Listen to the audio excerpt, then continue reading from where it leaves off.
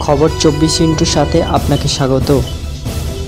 নতুন নতুন খবর জানার জন্য আমাদের চ্যানেলে চোখ রাখুন।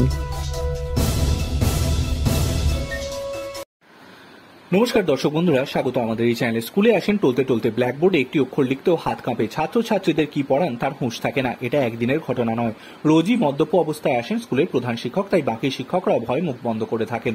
কিন্তু কতদিনই বা এইসব সহ্য করা যায়? মদ্যপ অবস্থায় স্কুলে এসে নাচানাচি ও অশান্তি করতেই ভাঙল ধৈর্যের বাঁধ। শিক্ষা দপ্তরে জানানো হলো অভিযোগ, সঙ্গে সঙ্গে বরখাস্ত করা হয় প্রধান শিক্ষককে।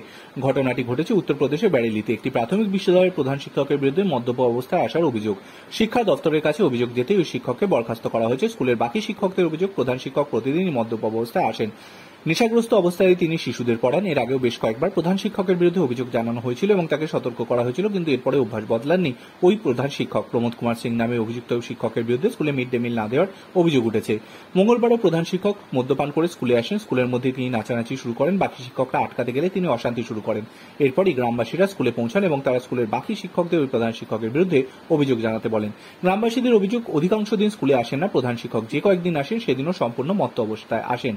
এতে শিক্ষার পরিবেশ খারাপ হচ্ছে। যদিও প্রধান শিক্ষক প্রমোদ কুমার সিং এর দাবি, সব অভিযোগ ভিত্তিহীন। তিনি কখনোই মাতাল হয়ে স্কুলে যাননি। তিনি নির্দিষ্ট সময় স্কুলে যান এবং যথাসময় ডিউটি থেকে ফিরে আসেন। তাকে ফাঁসানোর ষড়যন্ত্র করা হয়েছে। Bureau report.